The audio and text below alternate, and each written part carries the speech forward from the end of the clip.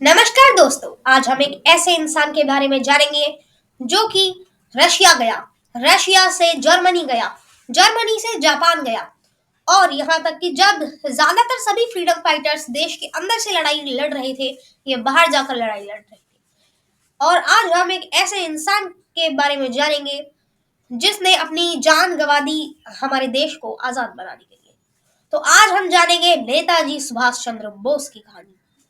इन ये जो चाहते थे वो ये था कि इंडिया पर जर्मनी और जापान हमला बोल दे, क्योंकि यहाँ पर ब्रिटिश शासन चल रहा था और इससे इंडिया आजाद हो जाए। और एक बार जब ये एक मार्च लीड कर रहे थे नेताजी सुभाष चंद्र बोस, इन्हें जेल में डाल दिया गया। अब इन्हें क्योंकि जेल में डाला गया तो फिर इन्होंने कहा कि मेरे को छोड़ दो, नहीं तो मैं खाना पीना नहीं खाऊंगा। और इन्होंने ऐसा ही किया। दिन ब दिन इनकी तबीयत बिगड़ती गई और इसीलिए ब्रिटिश शासन ने जोर में आकर के इन्हें रिहा कर दिया। रिहा क्या किया, इन्हें होम अरेस्ट पर रखा दिया। और जब तक इनकी सेहत सही नहीं होती इन्हें होम अरेस्ट पर रखना है, और जैसे ही इनकी तबीयत सही हो जाएगी फिर से जेल में लेके आना है। लेकिन नेताजी सुभाष चंद्र बोस इनके चंगुल में आने कहाँ वाले थे। इन्होंने अपना एक प्लान ही बना के रखा था कि ये जर्मनी जाएंगे और जर्मनी के हिटलर से मदद मांगेंगे। तो फिर इसको ये काम करने के लिए जो प्लान बनाया जाता है वो कुछ ऐसा था। इसके बाद ये अपने घर से बन जाते हैं मोहम्मद जियाउद्दीन, जिसमें इस शक्ल में ये भाग जाते हैं अपने घर से। और भागने के बाद ये पहुंचते हैं धनाबाद। यहाँ पर उनके भतीजे सिसिर के भाई अशोक के घर पे वो एक रात रुकते हैं और फिर सुबह दिल्ली के लिए ट्रेन पकड़कर निकल जाते हैं। दिल्ली पहुंचने के बाद एक और ट्रेन पकड़ते हैं और वहां से पहुंच जाते हैं पेशावर। अब पेशावर के बाद क्योंकि उन्हें जाना था अफगानिस्तान में, और अफगानिस्तान जो था वो दिल्ली का जो ब्रिटिश लोगों का था वो एरिया नहीं था, इसीलिए उन्होंने अपना फिर से डिस्गाइज बदला और वो एक गूंगे बहरे पठान बन गए। और यहाँ पे गूंगा बहरा पठान बनना इसलिए जरूरी था क्योंकि इन्हें पश्तो लैंग्वेज नहीं आती थी, और वहां पर क्योंकि पश्तो लैंग्वेज चलती थी तो फिर अगर ये नॉर्मल उसमें जाते तो फिर इन्हें पकड़ा जा सकता था।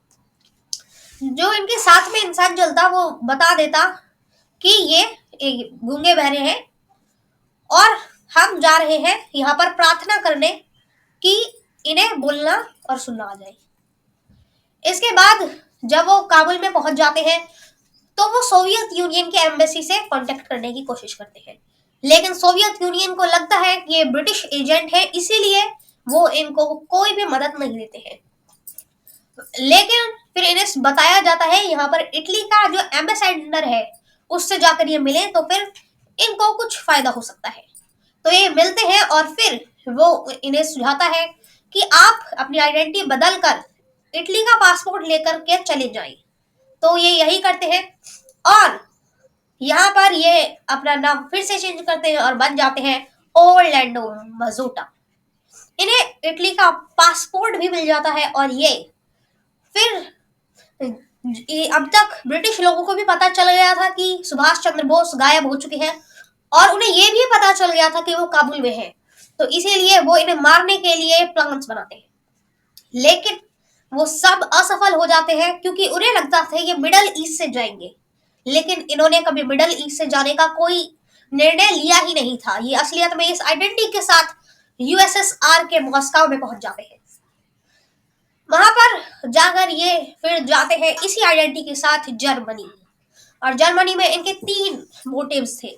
पहला तो कि जर्मनी और बाकी अलायंस जो ये एक्सिस पावर्स थी वो इंडिया को एक इंडिपेंडेंट कंट्री के नाम से बता दे, और दूसरा जो उनकी आवाज है नेताजी सुभाष चंद्र बोस की आवाज वो देशवासियों तक पहुंचे, और तीसरा वहां पर ये एक मिलिट्री खड़ी करे।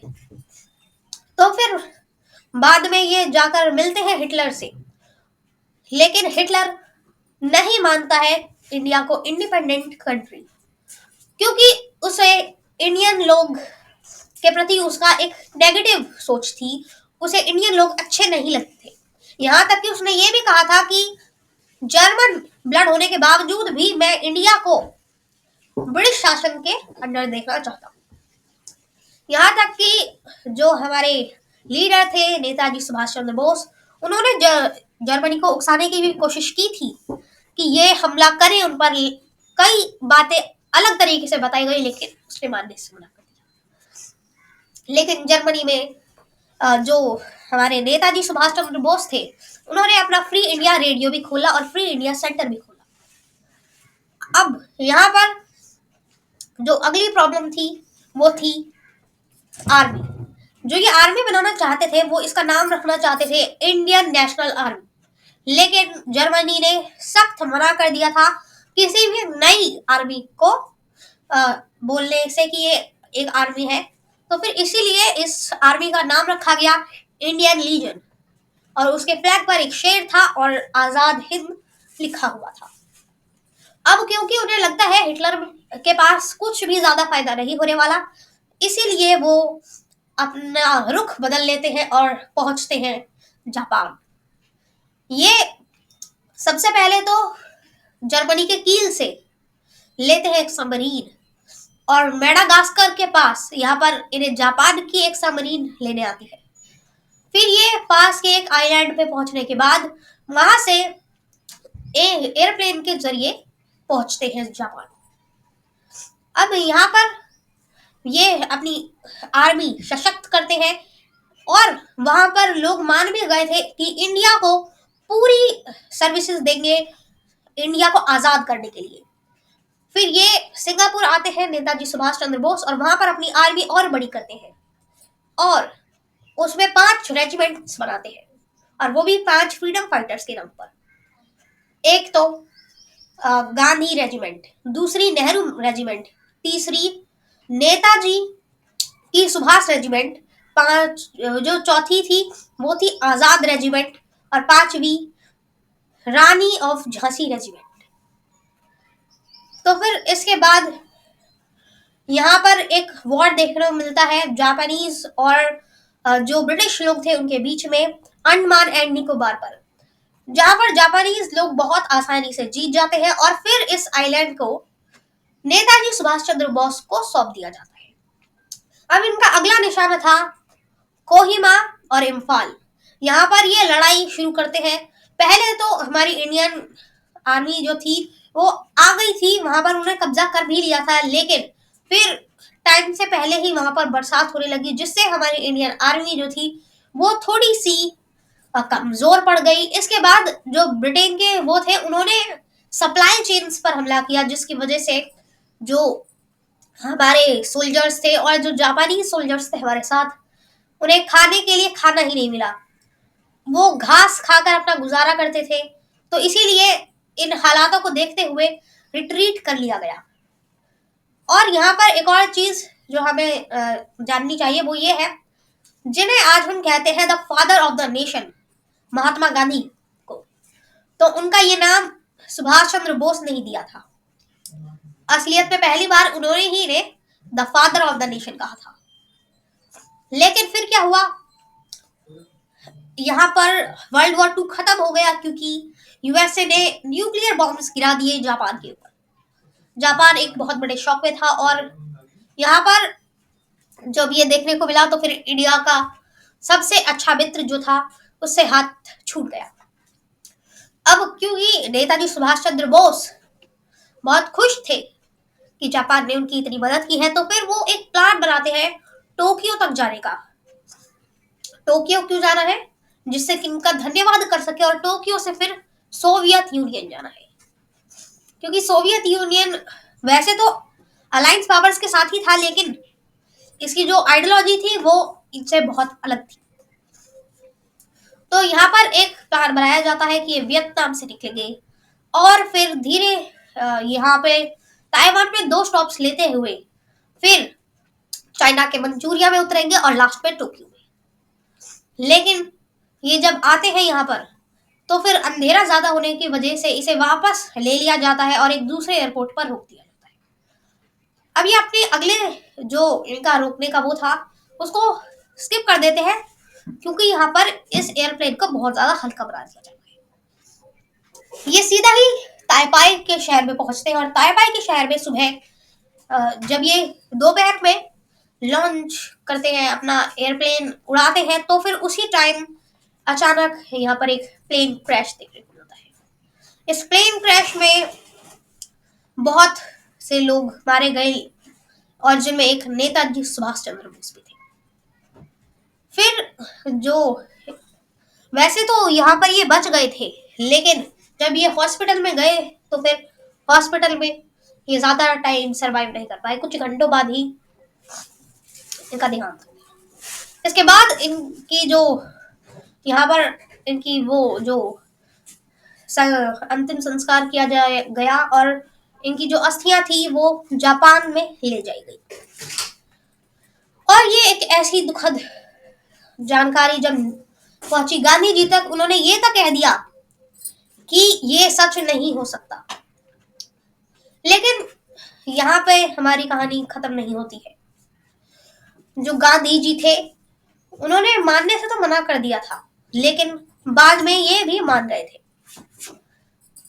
कुछ लोग तब भी नहीं माने और उन्होंने कहा कि हमने एक गुमनामी बाबा को देखा है जो कि नेताजी से बहुत मिलते हैं, उनकी हैंडराइटिंग मिलती है और यहाँ तक कि वो जियो पॉलिटिक्स की बातों पर भी बहुत ही अच्छे से बोलते हैं। यहाँ पर डीएनए टेस्ट तक करके देख लिया गया, लेकिन कोई भी अलग चीज पता नहीं चली। ये वो नहीं थे। ये एक चीज जो पता चली वो यही था कि गुमनामी बाबा सुभाष चंद्र बोस नहीं थे। कुछ लोग बोलते हैं कि वहां से ताइपाई से ये बच गए थे और यहाँ पर ये यूएसएसआर तक भी पहुंच गए थे, लेकिन वहां पर यूएसएसआर ने नेताजी सुभाष चंद्र बोस को बहुत टॉर्चर किया। इसके अलावा यहाँ पर नेताजी की कहानी तो लगभग खत्म हो गई है, लेकिन यहाँ पर आईएनए के सोल्जर्स यानी कि इंडियन नेशनल आर्मी के सोल्जर्स जो इनके आर्मी में थे वो एक बहुत ही इम्पोर्टेंट रोल निभाते हैं। और जो ये सोल्जर्स थे उनका नाम था colonel Prem Sahgal, major general Shahnawaz Khan और कर्नल गुरबख्श सिंह ढिल्लन। और यहाँ पर एक चीज जो यहाँ पर इंडिया को फिर से एकजुट कर देती है वो ये है कि इन आईएनए के सोल्जर्स पर ट्रायल्स चलाए जाते हैं ब्रिटिश लोगों द्वारा, उन्हें घोषित करने के लिए कि ये देशद्रोही है। लेकिन यहाँ पर एक फायर बैक होता है, क्योंकि जब इंडिया को पता चलता है ये असलियत पे देशद्रोही नहीं सबसे बड़े देशभक्त हैं, तो फिर इसीलिए वो वापस अटैक ब्रिटिश लोगों पर ही करते हैं। और यहाँ एक यूनिटी भी देखने को मिली, क्योंकि जो कर्नल प्रेम सहगल थे वो एक हिंदू थे, मेजर जनरल शाहनवाज खान एक मुस्लिम थे और कर्नल गुरबख्श सिंह ढिल्लन एक सिख थे, जिसकी वजह से यहाँ पर हिंदू, मुस्लिम और सिख तीनों लोग एक साथ मिल गए। और यहाँ पर इसके सिर्फ 2 साल बाद इन्हें खदेड़ बाहर निकाला गया ब्रिटिश लोगों को, और इंडिया की आजादी में इसीलिए इन आईएनए के सोल्जर्स का भी एक बहुत ही बड़ा हाथ था। धन्यवाद, मिलेंगे किसी अगली वीडियो में। अभी के लिए आप जाकर देख सकते हैं हमारी 1857 की रिवोल्ट की वीडियो, जिसमें हमने बताया है कि कैसे हमारी आजादी 90 साल पहले होती रह गई। तो आज के लिए बस इतना ही। धन्यवाद।